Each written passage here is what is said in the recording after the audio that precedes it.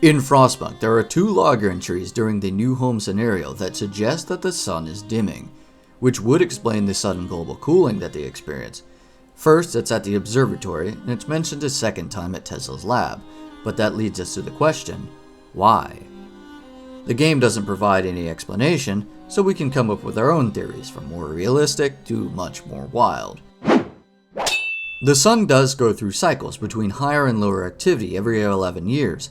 However, the absolute change in solar energy that we receive is only in the order of 1 watt per square meter, a change of less than 1/10 of 1%. Certainly not enough to cause such dramatic climate change.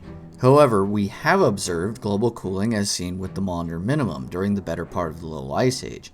However, this is also coupled with a myriad of other factors, including volcanoes, and obviously, nothing quite like Frostpunk has ever happened in human history. But certainly, if there were a change of a few percent or so, then there would be massive global cooling. But the main issue with this theory is that there isn't any natural explanation for the sun just dimming like that.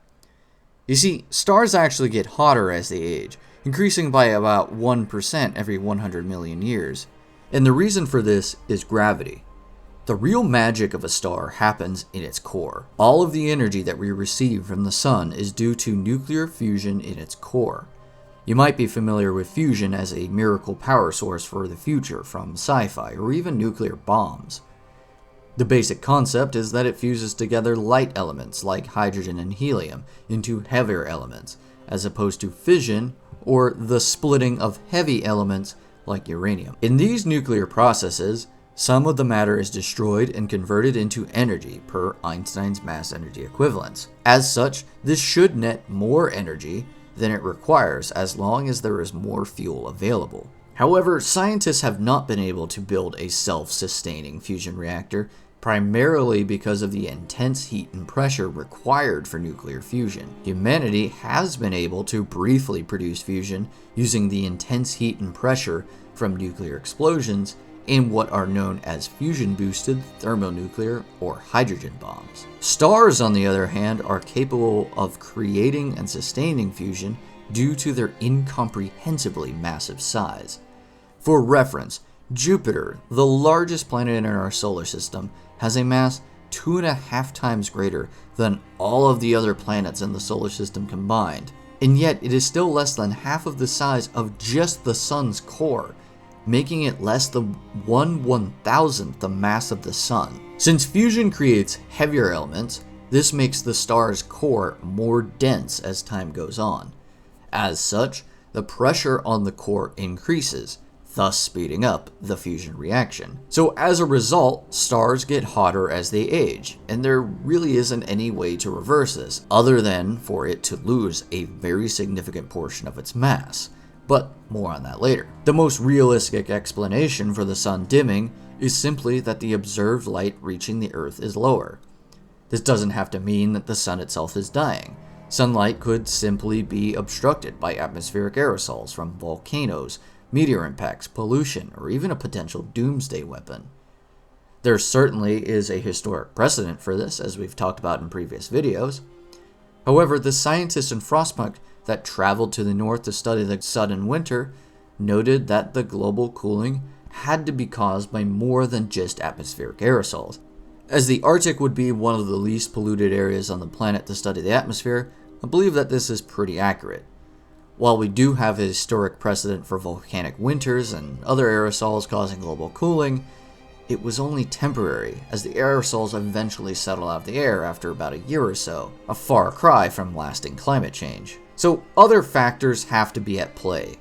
Another possibility is that there is also stellar debris from, say, a comet passing close to the Earth, which would also work to block out some sunlight from reaching the Earth. In-game, we do find a few references to meteor showers or impact craters, which may or may not be related. For a more wild, but still plausible explanation, sunlight could also dim due to the Earth drifting further away from the sun, caused by something like a rogue planet pulling it from its orbit. While not as dramatic, this does occur naturally due to what are known as Milankovitch cycles, or in other words, alterations in the Earth's orbit around the sun due to the pull of other planets. This causes changes in the eccentricity of Earth's orbit. One thing about Earth's orbit is that it isn't perfectly circular. It is very slightly elliptical or egg-shaped, meaning that it moves slightly closer and farther from the Sun at different points in its orbit. Keep in mind that the relative difference between these two orbital altitudes is so small that you'd barely be able to notice the difference visually.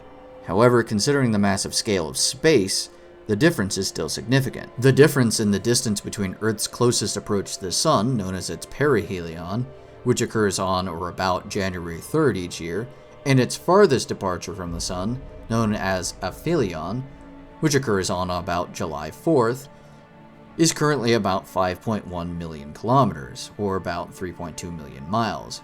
This means that the Earth receives about 6.8% more incoming solar radiation in January than it does each July. One thing you'll notice is that the northern hemisphere's winter actually coincides with the lowest point of its orbit, and summer is actually when the Earth is farthest from the Sun, at least in the northern hemisphere. Which should give you some idea of how much the axis tilt affects the sunlight we receive. Think of it this way. Imagine you're at a bonfire on a cold night. If you stand too close to the fire, it will be scorching hot.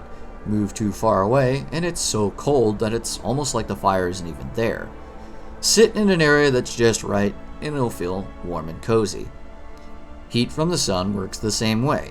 This can be modeled using the inverse square law. In short, it's that the intensity of an output is equal to the inverse square of the distance from its source. To use another example, the light from a car's headlights during a dark night are completely blinding when they're in your rearview mirror, but those same lights might appear no brighter than a birthday candle when they are far on the horizon. So perhaps the Earth drifted into a higher or more eccentric orbit due to a rogue planet or black hole that scientists in the 1800s would have no way of observing. While you can have whatever headcanon you'd like, there are some problems with this theory. Astronomy is perhaps the most well-studied science in human history. Completely separated civilizations, even without writing systems, still accurately predicted astronomical events like eclipses and solstices without the need of telescopes or satellites. People might give the answer that this is due to ancient aliens imparting this knowledge to ancient humans. But I think a more reasonable explanation is that there have always been people all around the world, eccentric enough to spend the time and energy studying the universe's most niche questions. Simply put, I don't think that there is any way that no one on the entire planet, from scientists to sailors to a kid with a telescope, wouldn't notice that the night sky and the position of the planets has completely changed. In addition, if the Earth really were ejected from the solar system, then the climate should just continually get colder and colder as it drifts away. Yet, while Frostpunk 2 takes place over 30 years after the event of Frostpunk 1, the climate has completely stabilized in a still cold state, yet much warmer than a planet like Mars. In fact, there are very similar temperatures as those seen in the first game. I'd pretty confidently consider planetary drift to be improbable, or at least incredibly minor. Not really the big dramatic explanation you were hoping for. So what other reasons are there that the sun could dim? Well, a really out there explanation could even be aliens. Maybe there is something like a Stellarite Devourer from Stellaris, or aliens building a Dyson sphere around the sun. A Dyson sphere, similar to atmospheric aerosols and stellar debris, would also work to block out sunlight. A full Dyson sphere would require the complete entombment of a star, which, as we've already discussed, would be a megastructure with a mass several times greater than all of the planets in the solar system combined. However, a Dyson swarm blocking out only a couple % of sunlight could still have an extremely dramatic effect on the Earth's climate. So now, perhaps for the most wild explanation for the sun dimming. So as we have discussed before, fusion gets stronger because the star's core gets denser over time.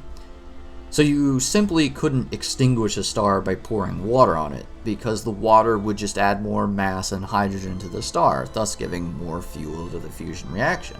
However, if there were something removing mass from the star's core, like a Lovecraftian monster eating it, or some advanced civilization harvesting it, then it could actually lose some of its critical mass. Similarly, in a more realistic scenario, the sun could somehow lose an astronomically large amount of its mass from something like a supermassive solar flare. But again, this would be something easily detected even in the 1800s, as we should see mountains of evidence like auroras, X-rays, disruption of electronic devices, including telegraphs, and it simply could be observed by said astronomers claiming that the sun is dimming. If there were massive solar flares, wouldn't it appear brighter, not dimmer? And wouldn't massive solar flares cause a more imminent threat to life on Earth than the sun dimming slightly? And solar flares occur during solar maximums when the sun is more active. Yet the Little Ice Age coincides with the Maunder Minimum, in which there was very little observed solar activity in the form of sunspots and solar flares. However, climate models also suggest that the colder temperatures of the Little Ice Age are due to many other factors, in particular volcanic activity, which I feel like we keep coming back to. It's simply easier to reduce solar output by 5%, 10%, or even more with aerosols than to change the entire sun's output by 1%, which ultimately results in the same impact on the Earth's climate. In the end, the explanation for the global winter is irrelevant to the game. One way or another, the people of Frostpunk have to deal with the reality that they live in, and spending the energy to figure it out will drive them crazy, as Tesla did. And the devs even stated that the true cause will remain a mystery. Frankly, the mystery behind the global winter and its unreliable theories makes the world of Frostpunk feel a little bit more real, as real scientists never have all the answers. After all, their job is studying and debating competing theories to come to consensus. While none of these Frostpunk theories actually matter, as ultimately it is unfalsifiable, I still find it to be a fun thought exercise. All natural questions can have multiple alternative hypotheses. While not all are equally valid, each have their own merits, which have to be weighed individually. As always, I'm interested to read some of your theories, as there certainly are plenty of other explanations that I haven't even considered, and I'm excited to dive into more lore entries and even revisit some old ground in Frostpunk 2.